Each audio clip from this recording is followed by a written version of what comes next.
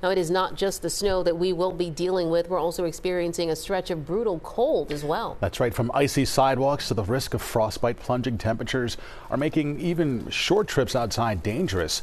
Delaware County reporter Madeleine Wright is in Concord Township tonight with more on how people are trying to cope. Good evening to you, Madeleine. Good evening, Siafa, Natasha. Bundling up is essential in weather like this, but for some families, staying inside isn't an option. Today, I talked to one mom who navigated the freezing cold with her kids.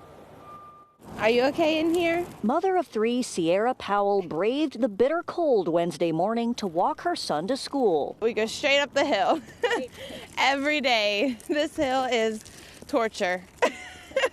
The climb was even more challenging because of snow and ice. I feel like this is dangerously cold just because they're little kids and I have a baby. The brutal temperatures were also treacherous for people who worked outside, including these roofers in Upper Chichester. It's a safety issue. It's ice on the roof, ice on the ground. I had a guy fall first thing in the morning, just walking. The cold was so intense, even closed doors couldn't keep it out. Homeowner Liz DiDonato says she's been without heat for 3 days because of a broken furnace. It is freezing.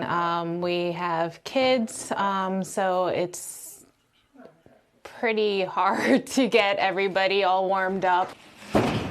Contractors spent the day replacing the furnace. Master HVAC technician Doug Stiefel says his company has been getting twice as many service calls because of the extreme cold. Just get super busy, phones ringing off the hook. And we try to accommodate everybody that we can, but we just can't get to everybody. You can see the salt supply behind me as crews get ready for the next storm.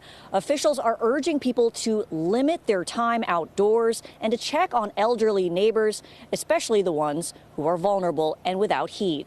Live in Concord Township, Delaware County, Madeleine Wright, CBS News, Philadelphia.